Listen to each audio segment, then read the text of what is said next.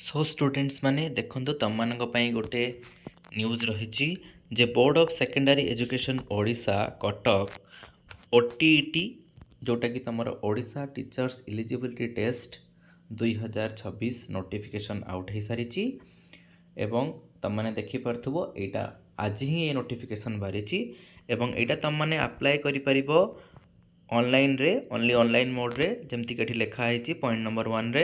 J application shall be received through online mode only on visiting the link website www.bscodisha एवं एटा are starting date हूँ 26 मार्च 2026 एवं and हूँ 9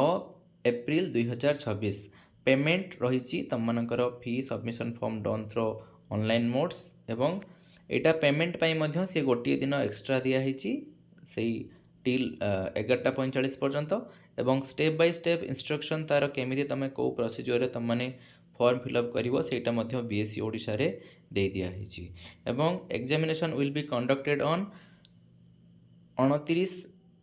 मे 2026 तार timing हूँ paper 1 9टारू 11:30 एवं पेपर 2 2टारू 4:30 जोटा कि आफ्टरनून 2टारू 4:30 तो से तुम मानकर एडमिट कार्ड 15 मे रे ही रिलीज हो तो तुम मानकर ये अप्लाई डेट रही 26 मार्च रु 9 एप्रिल एवं 15 तारिख रे तुम मानकर एडमिट कार्ड आसीबो एवं 29 मे रे तुम मानकर परीक्षा हम तो ये तुम मान गोटे इनफॉरमेशन एवं आर स्टेप बाय स्टेप इंस्ट्रक्शनटा बीएससी ओडिशा साइट रे अच्छी एवं एडमिट कार्ड जो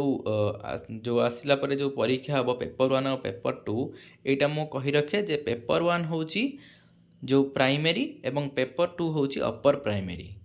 पेपर 1 तुम मैंने क्वालिफाई कर तुम मैंने एलिजिबल हम